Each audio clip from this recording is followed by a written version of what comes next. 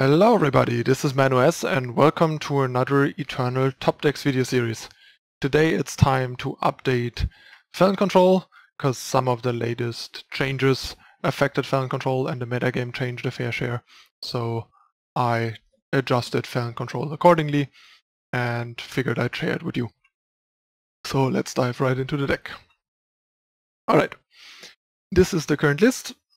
So first of all, Black Sky Harbinger got a buff. Some people, for whatever reason, call it a nerf. Sure, sometimes it gets vanquished, but how many vanquish are there really?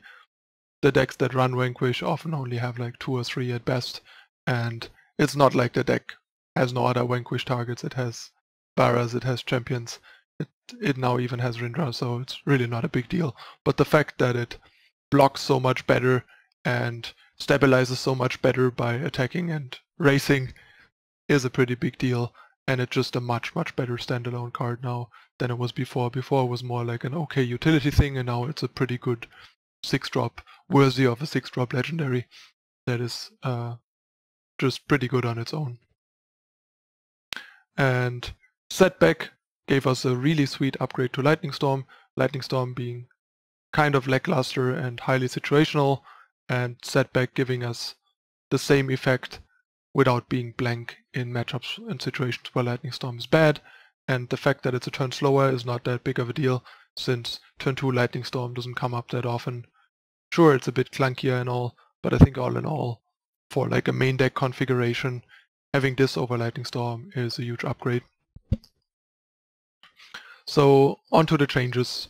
First of all, as I already showed, we have Rindra over Steward of the Past, partially because Steward of the Past is a lot worse now. It got changed, especially on curve. Like if you play it on curve, silencing the enemy void might not do enough. If you hold it back, it's also kind of awkward, and they can get around it a lot. So it just lost a lot of its utility. It also lost the utility of suppressing Revenge and Entomb. So it just does a lot less for the deck now. And also it has been the only relevant Annihilate target outside of Vara's, which happened at a point in time where it's really not that relevant. The opponent had an Annihilate sitting dead in his hand the entire turn, and then kills Vara right away if she gets back like a champion. So her being the only Annihilate target is sort of a good thing. Plus you can always potentially set up a setback on the Annihilate before your Vara.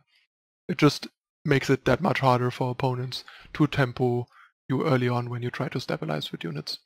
And yeah, Rindra is not perfect in the sense that his Nightfall can be problematic against aggro, helping them drawing into an answer for Rindra right away, like a Permafrost or a Vanquish, and also deals you a damage. And yeah, the deck doesn't necessarily want both players to draw a card in a lot of situations and matchups, but all in all it's still a pretty powerful 5-drop that can do some nice pressuring against mid-range and control decks and kind of flip the game on them and force them on defense, which is really nice, and it just blocks really well as well and provides some stabilization potential with the lifesteal and so on.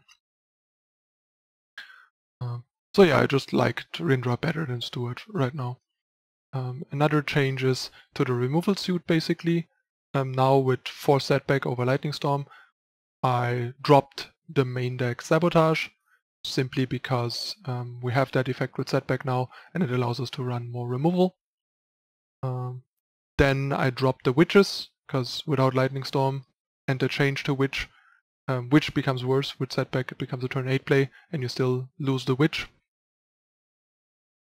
The other thing is, Witch is particularly bad right now in the format. There's just not a lot of matchups where Witch is good. Witch is good against beefy mid-range decks, mostly time-based mid-range, which hardly exists against the aggressive decks and the charge Icaria decks and the control decks, which is just a bad card. So together with the changes to Witch, I just cut her, and so far I haven't missed her. I will probably play some in the sideboard for the few matchups where it's good in a tournament.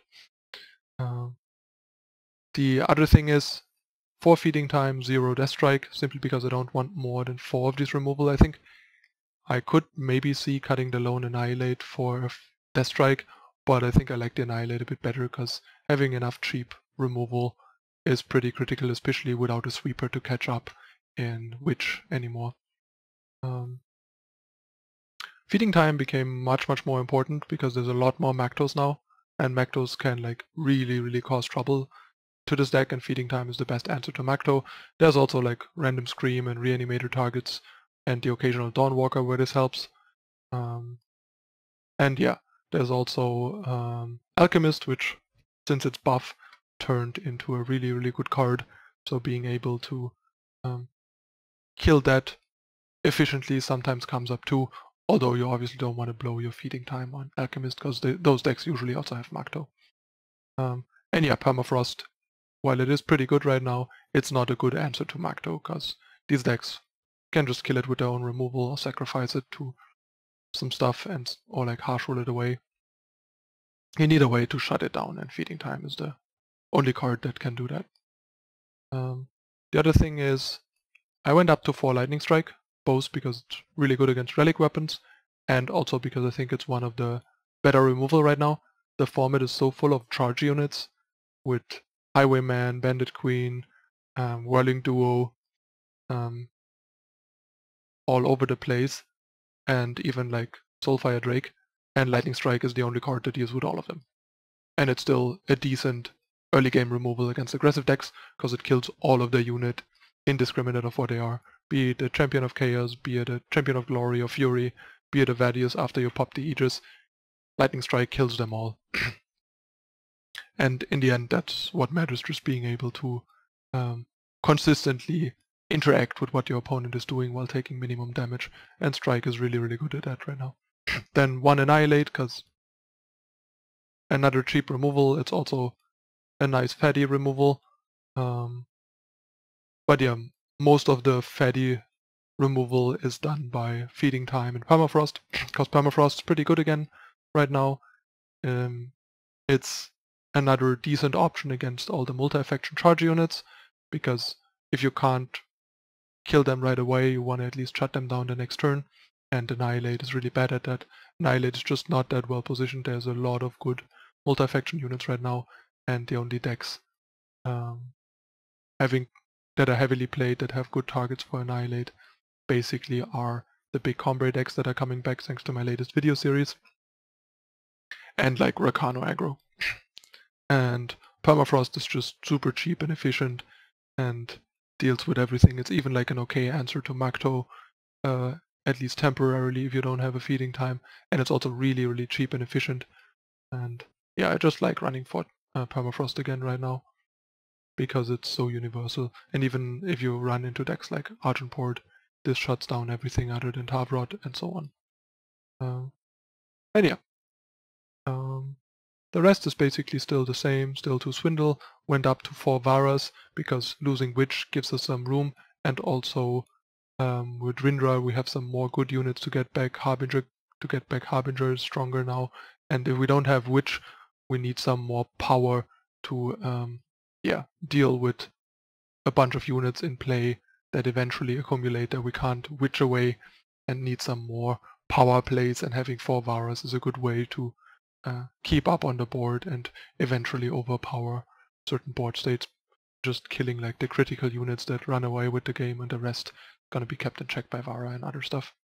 And yeah, this is like the finisher to the card that lets you break through and go over the opponent, sorry. And yeah, 4 Cobalt Waystone, 12 duels still. Could see maybe, I don't know, cutting one like Shadow Sigil for an Amethyst Waystone because of Rindra, but all in all, not the biggest fan of Nightfall in this deck outside of like Rindra. But maybe one is like okay to occasionally reactivate Rindra to draw cards. But for now, I'll leave it the way it is, also because like the 10 basics, like the 10 basic sigils with the seed are also good for like sometimes turn 1 Permafrost on the draw and only Ronin and stuff like that. The Permafrost really help a lot against the aggro matchups. You can go like turn 1 Permafrost on the draw on the Ronin. That's already like a great way to start the game. Taking 0 damage, denying them their first Warcry, and stifling them from the get-go basically. Alright, that's the deck list. Deck is still like pretty solid, might not be as great as it has been at times, but it's still a good deck that has a lot of really good cards, pretty consistent with Wisdom, Strategize and Crests and stuff, and has a lot of power to it. So if you're looking for another control deck to mess around with, Feln Control might be worth trying again. The deck is probably quite well positioned against the Ikaria mid-range decks running rampant on ladder right now, and can also hold its own pretty well against the aggro decks running around. If you see a lot of big combo, you might have to adjust, because the matchup is not that great. I'm afraid, especially with like less Annihilates and more like Lightning Strikes and Permafrost. But I haven't faced too much big combo even after the video, so I think it's fine. But yeah, if they pick up in numbers, you might want to reconsider.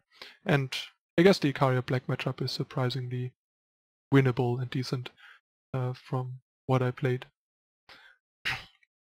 Alright, that's it for the deck list. As usual, gonna hop into some games, show it in action.